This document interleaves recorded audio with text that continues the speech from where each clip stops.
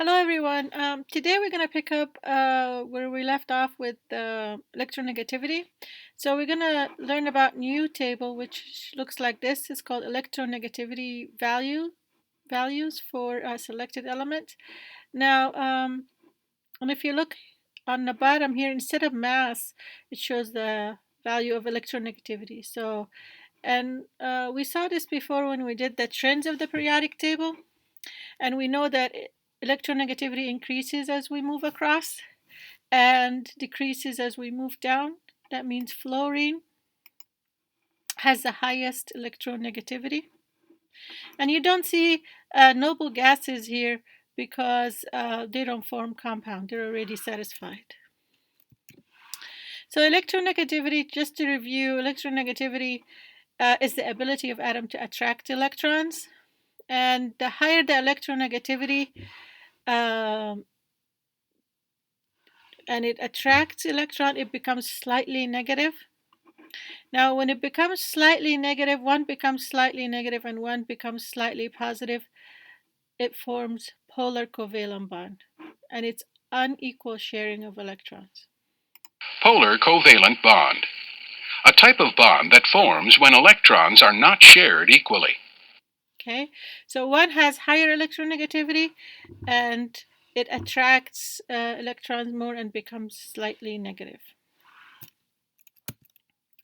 Now, when one becomes slightly negative and slightly positive, they form dipole interaction. So the one that's slightly positive will be attracted to the slightly negative, and so on. So slightly negative will be attracted to slightly positive, and they form, even though it's a weaker bond than ionic and covalent, but it's still a temporary bond.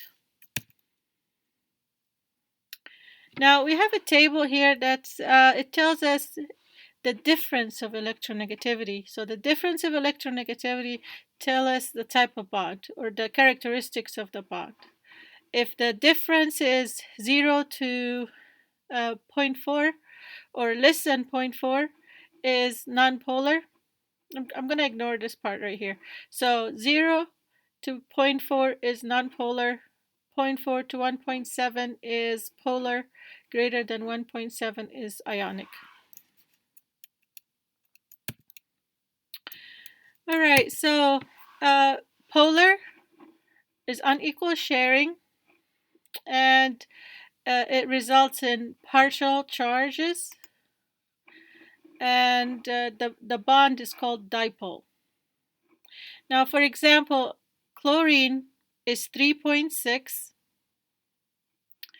and the electronegativity of hydrogen is 2.2. So chlorine will have the ability to attract the electron and become slightly negative, and hydrogen will become slightly positive. So the difference is 0.96. So 0.96, when you look on the table, is polar covalent bond. So the overall is polar covalent bond. All right, we're going to do some examples. We're going to follow the same steps because the unpaired electrons affect the polarity. So if you don't get the shape correctly, you will answer the question wrong. So see, sulfur chloride, sulfur is 6, chlorine is 7, but we have two of them.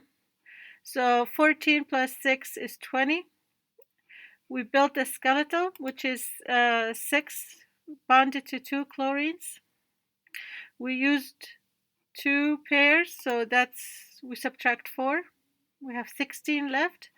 So we put on each chlorine, we add 6 electrons. So 6 plus 2 is 8, 6 plus 2 is 8. But the octet is not satisfied around sulfur, so we pull 2 electrons from each. We have 4 left. Oh, 6 and 6. Oh, I'm sorry. We still have 4 left. So we put them around the central atom. So now it's satisfied. So we don't have to build the double bond, and we cannot build the double bond around chlorine anyway. So that's the final structure. So let's see.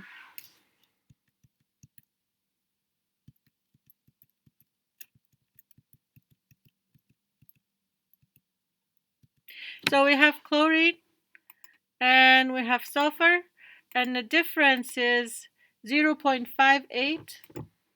And on this table right here, 0.58 is polar. Let's see. Now, anytime you see unpaired electrons, it's not going to be equal sharing. So it's going to be asymmetrical, uneven sharing, and it's going to be polar. So anytime, even though chlorine and chlorine will cancel each other out, the unpaired electrons will make it asymmetrical and polar. Okay, let's try sulfur, hydrogen sulfide or dihydrogen sulfide.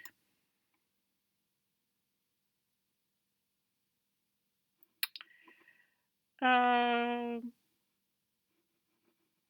the hydrogen is 1, but there are 2 of them, plus 6 is 8.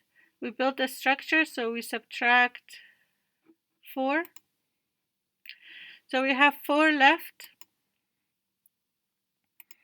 and we can't make any more bonds with the hydrogen, so it goes around the central atom, and that's the final structure. Again, we have unpaired electrons, but let's see what the type of bond is between sulfur and hydrogen. We have sulfur is 2.58, hydrogen is 2.2. The difference is 0.38. So sulfur will be slightly negative, hydrogen will be slightly positive. 0.38, so on this table it falls around nonpolar. Okay, and then even though there are 2 hydrogens will cancel each other, the unpaired electrons will make it asymmetrical or uneven sharing, which is polar. So not only do we have to figure out what type of this bond, but the overall molecules, is it polar or nonpolar? Okay, let's do one more. Carbon tetrafluoride. We have carbon is 4, fluorine is 7, but then we have 4 of them, so total of 32. We connect all 4 fluorines to carbon, so we subtract 8. We have 24 left. We put 6 around each, so we have none left.